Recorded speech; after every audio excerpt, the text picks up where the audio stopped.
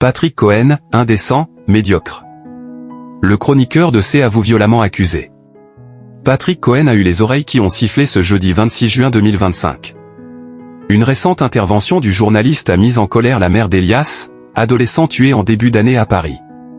Instant émotion sur le plateau de Punchline, jeudi 26 juin 2025 sur CNews.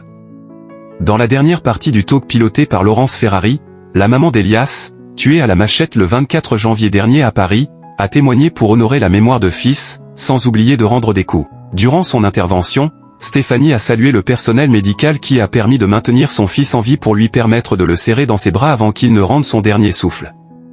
Interrogé sur une indignation à géométrie variable, l'invité a admis avoir été brisé, en constatant que certaines figures politiques n'aient pas versé la moindre larme pour son fils. Autre sujet sensible, la récente chronique de Patrick Cohen dans la quotidienne C'est à vous, France 5. Patrick Cohen est médiocre. La maman de l'adolescent a tout d'abord repris la citation du journaliste qui l'a mise en colère, après la mort tragique du jeune Elias, tué à coups de machette pour avoir refusé de donner son portable. Puis d'accusé, Patrick Cohen prend parti et manipule l'information en décidant lui-même que Elias a refusé son téléphone.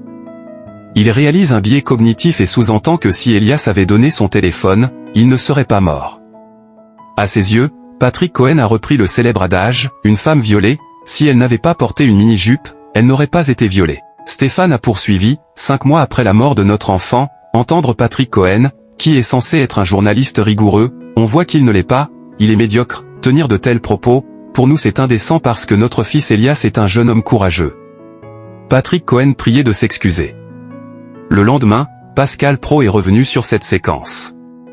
Il a émis le souhait que Patrick Cohen téléphone à la maman d'Elias pour lui présenter ses excuses, à la demande de la principale intéressée. Les 2 heures de Punchline ont réuni une moyenne de 311 000 téléspectateurs, soit 3,4% des Français devant leur petit écran et 2,6% des CSP+.